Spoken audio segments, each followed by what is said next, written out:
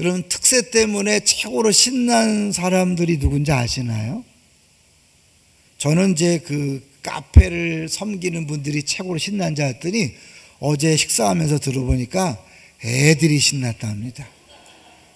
애들이 새벽부터 뭐 숨바꼭질하고 먹을 거 실컷 먹고 막 그래서 애들이 신났다. 그럼 부모는 신났을까? 아마 그 부모들은 죽을 맛이 아닐까? 왜냐하면 안 나오고 싶어도 애들 때문에 나올 수밖에 없잖아요. 누가 더 은혜 받는 건지 모르겠어요. 애들도 신났지만 부모님들이 섬겨줘서 감사해서 가능하고요. 부모님들이 섬기지 않았다면 애들이 못 나올 것이고, 또 애들 때문에 나왔다가 은혜 받으니 또 애들이 더 귀한 것이고, 그런 거죠. 그런 의미에서요, 이제 우리가 반환점을 돌았잖아요. 이제 오늘 11일째니까 9일은 서 있으면 가는 거예요. 가만히 돌아섰기 때문에 거기 가는 거예요. 근데 이제 문제는 조심하셔야 돼요. 익숙해지면서 넋놓고 있다 큰일 나요. 제가 오늘 찬양하면서 자막을 보니까 많이 졸리긴 졸리구나 그런 생각이 들었어요. 그리고 아마 자막을 입력한 사람이 호남 사람이 아닌가. 왜냐하면 호남 사람들은 예수란 발음을 못해. 애수 그래요. 오늘 보니까 자막에 주 애수에 이렇게 써놨더라고요. 아, 호남이구나. 그러고 영남은 뭘 못하는지 보세요. 은혜를 못해. 언해 이렇게 얘기해. 전 구파발 출신이라서 다 가능합니다. 원래 오늘 그 교재에 보면 두 개의 타이틀이 있어요. 하나는 탐욕의 수단으로 변질되다. 고생해서 이만큼 읽었는데 이걸 포기할 수는 없어. 그러니까 결국 이 두 가지는 뭐냐면 오늘 얘기할 바벨탑 사건과 에스더에 관한 이야기를 하는 거예요. 일에 대해서 이야기하면서 이 바벨탑은 전형적인 잘못된 모델이에요.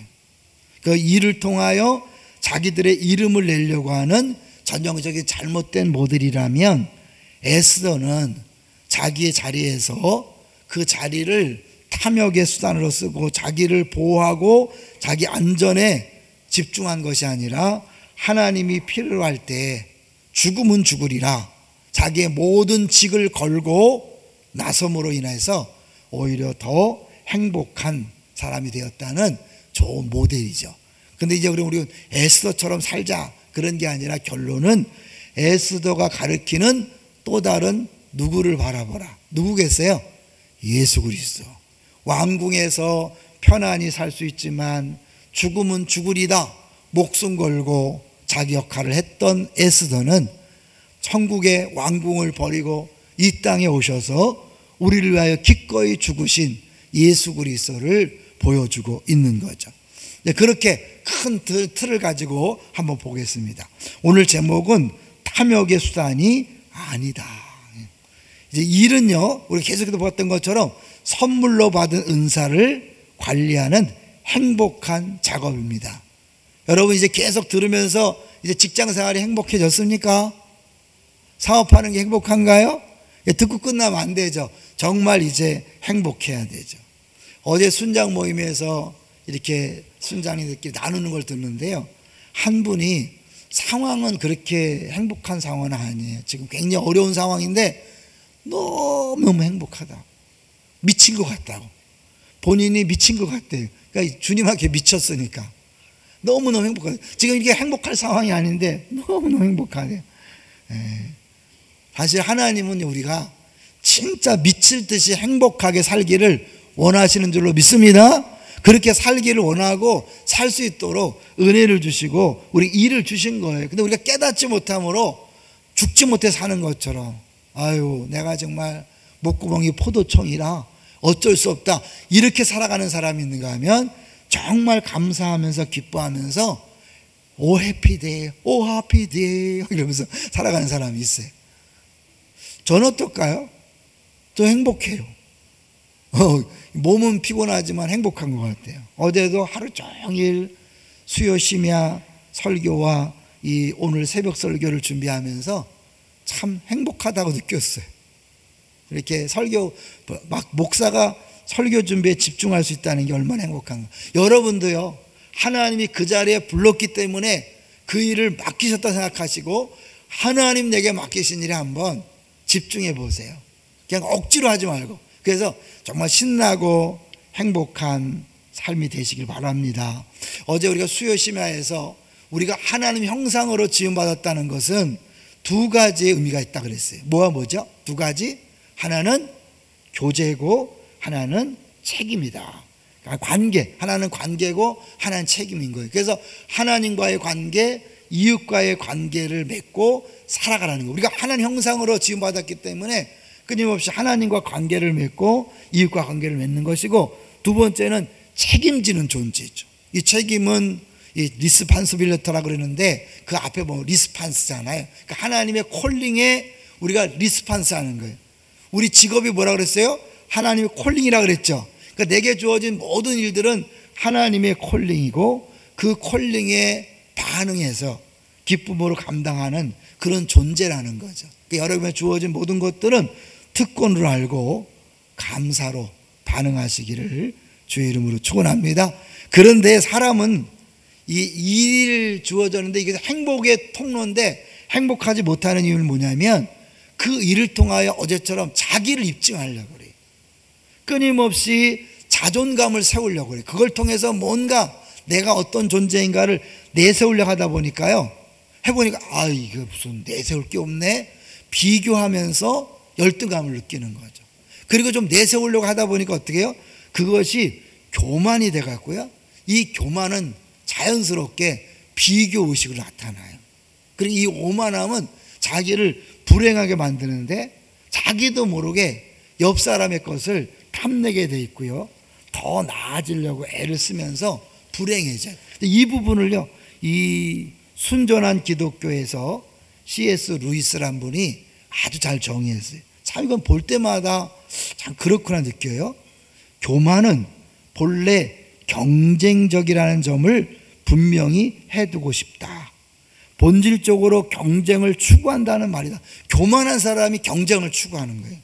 교만은 무언가를 소유하는 것만 가지고는 기뻐하지 않으며, 잘 들으세요? 무언가를 소유하는 것만은 기뻐하지 않아요. 우리가 더 많이 하지만요, 교만한 사람은 아무리 많이 가져도 기뻐하지 않아요. 옆 사람보다 더 많이 가져야 비로소 행복해한다. 이게 너무 기가 막힌 것 같아요. 사람이 왜 이렇게 만족이 없냐면요, 아무리 많이 가져도 행복하지 않는 게 뭐냐면 이 교만이 옆 사람보다 좋아요. 옆 사람. 그러니까 나보다 더 많이 가진 사람을 보는 순간 기분 나빠지는 거예요. 내가 가진 것이 어마어마한데도 불구하고 내 옆 사람이 나보다 좀 더 가지고 있으면 견디지 못하는 거죠. 흔히 부유하고 똑똑하고 잘생기면 콧대가 높아진다고 말하지만 실상은 다르다. 남보다 더 풍요롭고 더 명석하며 더 훤칠해 보이는 데서 뿌듯함을 느낄 따름이다. 그러니까 이 교만한 사람은 끊임없이 옆 사람을 보는 거죠. 그래서 더 많이 가지려고 그래요. 그러니까 아무리 많이 가져도 사실 누가 이 사람이 더 인기가 있으면 견디지 못하는 거예요. 이 사람이 더 박수 받으면 견디지 못하는 거죠. 이 사람의 자녀가 좀 더 잘 되면 견디지 못하는 거죠. 객관적으로 보면 너무너무 많이 받았는데 여러분의 모습이 아닐까요? 우리들의 모습이 아닐까요? 이 신할 평지에 모였던 사람들은 이 바벨탑을 쌓음으로 말미암아 자기들의 이름을 내고 싶었는데 뭐예요? 최고로 높아지고 싶었어요. 그러니 경쟁을 추구하는 오만한 마음가짐이 인간의 모든 영역에서 노동을 지배하고 있다는 확실한 증거다. 이 오만한 마음을 버리지 못하면 절대 행복하지 못해요. 여러분, 내게 주어진 것을 감사할 수 있기 위해서는 겸손해져야 돼요. 나 같은 게 어떻게 여기서 이 일을 감당할까? 나 같은 게 뭔데 하나님이 구원해 주신 것만도 감사한데 어떻게 이런 직분을 주시고 이런 일을 주셨을까? 할렐루야. 제가 이 분리개척한 거는 행복한 걸까요? 불행한 걸까요? 어때요, 여러분? 이 분리개척은 얼마나 좋아요. 근데 좀만 생각하면요, 불행해요. 왜냐면 사실 우리는 이게 이미 주어진 건물에 딱 들어왔기 때문에 더 이상 발전할 가능성이 없어요. 처음부터 김희준 목사님이 그 얘기를 했어요. 너무 좋아하지 마라. 무임승차한 사람들은 헌신하지 않는다. 이미 주어진 건물에 여유 있게 들어서면 그것으로 만족할 위험성이 있다. 네, 이제 우리 교회는 더 이상 사실은 커지기는 어려워요. 그래서 뭐 해야 돼요? 끊임없이 분립개척을 해야죠. 동의하십니까? 그러니까 우리는 우리 거를 크게 하는 게 아니에요. 주차장도 없기 때문에 크기가 어려워요. 크면 클수록 주민을 어렵게 만들어요. 그러니까 우리는 어떻게 해요? 자꾸 나눠주고 베풀어주고 섬기는 일을 해야 돼요. 이러면 행복한 거예요. 근데 어떻게 해요? 더 큰 교회, 더 많이 모이는 이걸 내가 바라보면요 불행해지는 거예요. 저 안 불행해요. 행복해요. 왜냐하면 하나님이 이렇게 나를 부르신 거지 이 자리에서 많아지는 걸 원하는 게 아니에요. 할렐루야. 여러분 똑같은 원리예요. 여러분이 사실은 저를 볼 때 전국의 목사들이 부러워해요. 왜 나같이 볼게요. 그러나 이거를 다른 시각으로 보면 불행하다고 느낀단 말이에요. 근데 여러분 마찬가지예요. 모든 것들을 이렇게 보면 감사한데 이렇게 보면 비교하기 시작하면요 망하는 거예요. 절대 비교하지 마시고 여러분 주어진 것에 감사하시기를 주의 이름으로 축원합니다. 그리고 내게 주어진 이것을 가지고 하나님께서 무엇을 원하시는가, 그리고 거기서 최선을 다해 섬기면 그 주에 하나님이 약속하신 행복이 있는 거예요. 근데 끊임없이 비교하면서 다른 것을 부러워할 때 평생 행복하지 않아요. 잘 기억하세요. 하나님은요 나에게 가장 좋은 걸 지금 주셨어요. 믿습니까? 그렇다면 엄밀히 말하면 기도한다고 달라지지 않을 수도 있어요. 그래서 기도하지 말라는 게 아니에요. 왜냐하면 하나님께 마음에 소원을 두고 행하시니까 나의 마음속에 하나님 이렇게 해줬으면 좋겠어요. 그거 필요해요. 그렇지만 지금 현재 주어진 것은 나에게 최상의 것이에요. 믿습니까? 그 최상의 것을 누리지 못하는 사람에게는 더 많이 줘도 여전히 불평불만하기 때문에 안 주기가 쉬워요. 그렇지 않아요? 하나님이라면 그러지 않겠어요? 여러분 지금 주어진 것에 기뻐하고 감사하세요. 이제 바벨탑의 사건에서 우리가 볼 수 있는 문제였어요. 자기 것을 가지고 자기 이름을 내려고 하다 보니까 끊임없이 경쟁하고 더 높아지고 더 많이 가지려 하다 보니까 불행한 거죠. 두 번째는 뭐냐면 이미 많은 것을 가진 에스더에 관한 이야기예요. 에스더는 왕비가 됐잖아요. 그런데 문제는 유대인들이 죽게 생겼어요. 그때 모르드게가 에스더에게 말하죠. 야, 네가 왕에게 나가서 얘기 좀 해라. 안 돼요. 왕이 부르기 전에 나갔다가는요 죽어요. 그랬더니 모르드게가 뭐라고 얘기해요? 네가 지금 왕비가 된 것이 이때를 위함인지를 누가 알겠느냐. 하나님이 너를 왕비로 세우셔서 지금 이 일을 하게 하려는 거 아니냐. 지금 죽을 위험성이 있는데 모르드게가 그렇게 얘기하는 거예요. 우리에게 주어진 직장, 사업장, 때로는 교회 직분이 위험할 수 있는 거예요. 위험한 요청을 우리에게 엄청난 부담으로 올 수 있는 거예요. 네가 그 자리에 있는 이유가 지금 죽으면 죽으리라 네 자리를 걸고 말하기 위해서 하나님이 세우신 것이 아니지 않느냐. 아니면 어떡하냐 이렇게 얘기하는 거죠. 여러분 어떻게 했어요? 사실 우리에게 주어진 모든 것들은 비교하면 별 볼 없는 것처럼 보이지만 여러분이 그 자리에 있기 때문에 여러분만이 할 수 있는 특별한 일이 있어요. 다른 사람을 살리기 위해서, 공동체를 살리기 위해서, 교회를 살리기 위해서 여러분이 그 자리에서 목숨 걸고 해야 될 일이 있어요. 자기 자리를 걸고 자기 안위와 평안을 걸고 해야 될 위험성이 있는 거예요. 이게 책임이에요. 우리에게 주어진 특권, 그것에 따르는 책임인 거예요. 근데 많은 사람들이 자기에게 주어진 많은 것들을 잃어버릴까 봐 참아 못하는 거죠. 어떤 분들은 예수 믿는 사람이 자기 사업장에다가 교회에 주는 액자를 못 거는 사람이 있더라고요. 왜요?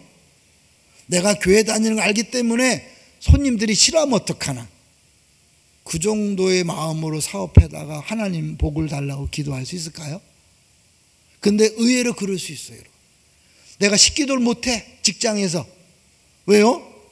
얘가 예수 믿는 거 드러나면 불이익을 당할까 봐. 그래서 식기도도 이렇게 빨리 나 눈 뜨고 기도하는데 그런 사람도 있어.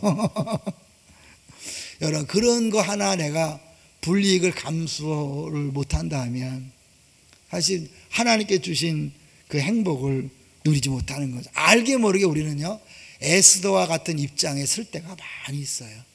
이때를 위함인 줄 누가 알겠느냐. 사실 그 모든 것들은 다 하나님 앞에 받은 건데요, 우리가 생각할 때 내가 이거를 절대로 포기할 수 없어, 놓칠 수 없어. 그런데 생각해 보라는 거죠. 지금 우리가 갖고 있는 모든 것들이 내 것인가, 은혜인가 라는 거죠. 현재 직장에서 차지하는 지위나 위치가 은혜의 소산이라는 얘기를 들으면 사람들은 펄쩍 뛰면서 내가 그 학교에 들어가려고 얼마나 열심히 공부했는지 아십니까? 학생 때는 물론이고 신입사원 시절에 내가 얼마나 고생하면서 이 자리까지 왔는지 압니까?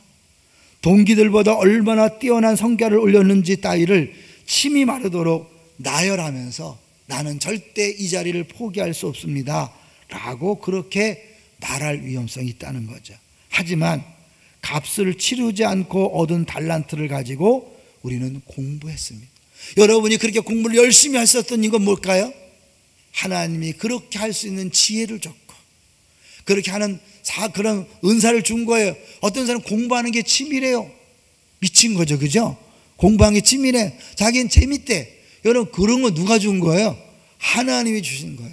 남들보다 열심히 일했고 근면했다. 누가 준 거예요? 하나님이 준 거예요. 내가 열심인 게 아니에요. 내가 특별한 게 아니라 하나님이 그렇게 해줬기 때문에 한다는 거예요.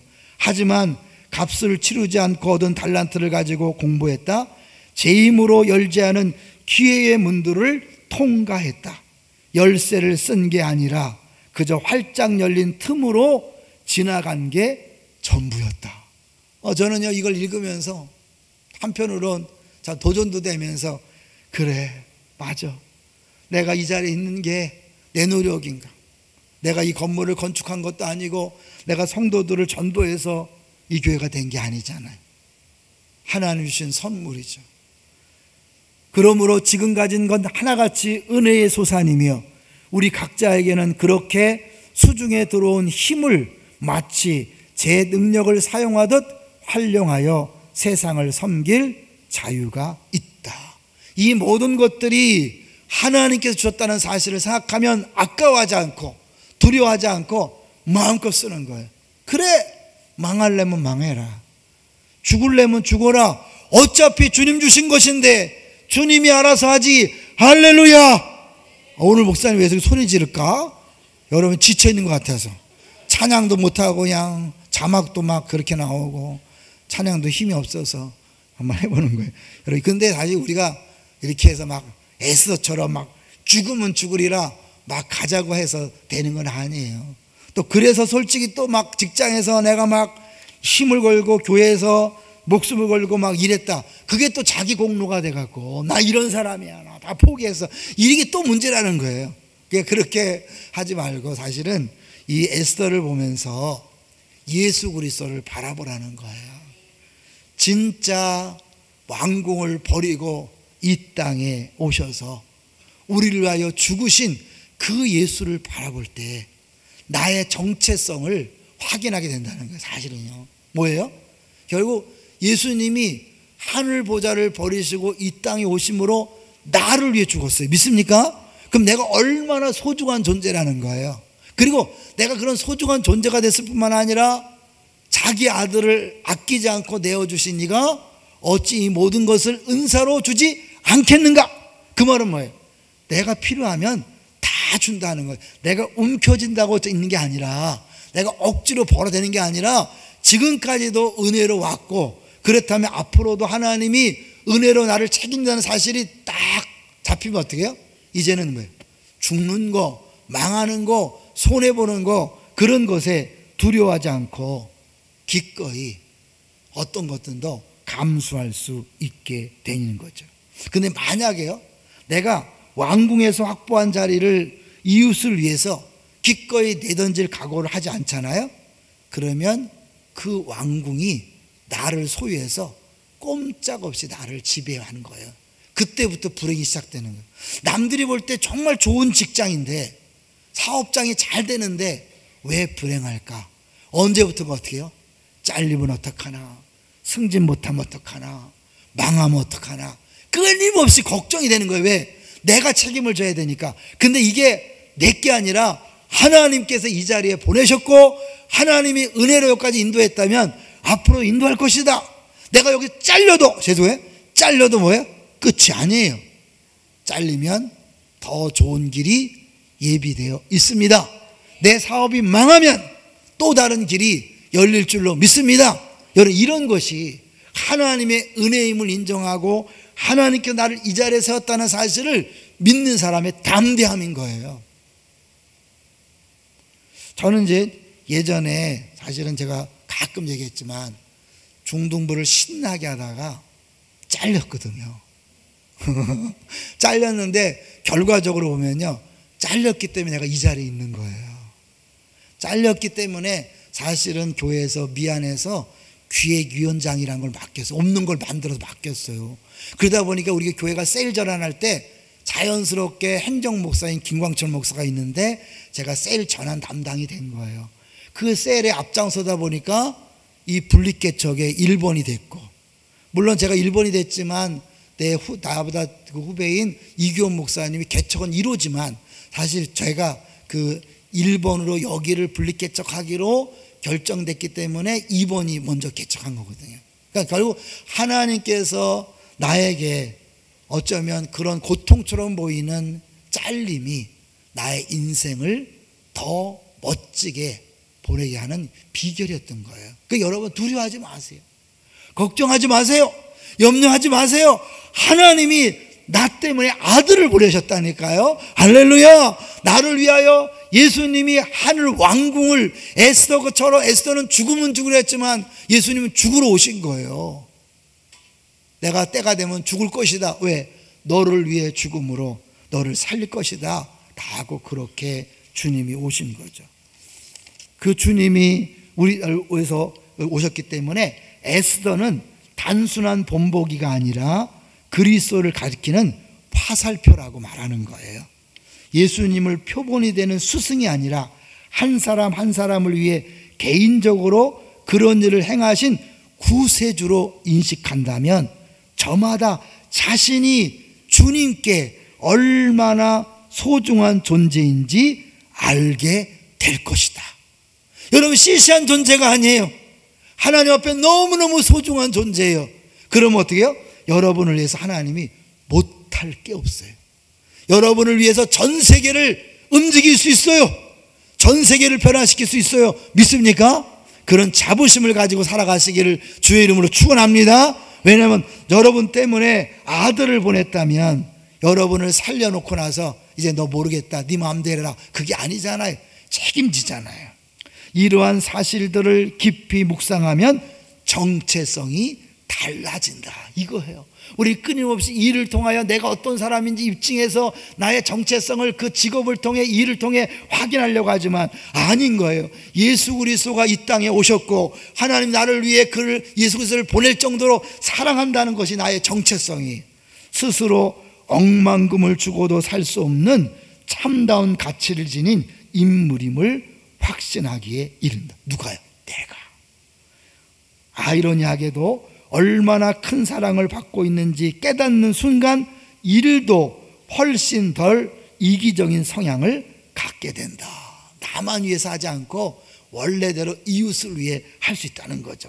영향력, 이력서, 거기서 얻는 이득을 포함해서 일하는 삶과 관련된 온갖 요소들을 있는 그대로 볼 수 있는 힘이 생긴다. 있는 그대로 본단 말이에요. 모험을 할 수도 있고 소모해버릴 수 있고 통째로 잃어버릴 수 있다. 그만큼 자유로워진다. 저도 이걸 읽으면서요 정말 은혜를 받았어요.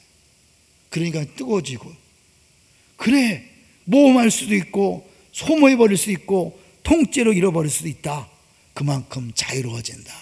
가끔 얘기하지만요, 제가 목회하는 거를 우리 노회 목사님한테 얘기했어요. 제가 세미나 가서, 노회장이니까 놀래요. 어떻게 성도들한테 인사권, 재장권을 다 주는가? 목회가 되겠나? 제가 그랬어요. 제가 실험 목회를 하고 있습니다. 망할지도 몰라요. 잘못될지도 몰라요. 그러니까 저는 그래요. 하나님이 나를 기쁨의 동산교회 담임 목사로 세우시고 나에게 은혜 주시고 깨달았다면 내가 한번 이 길을 가보는 거예요.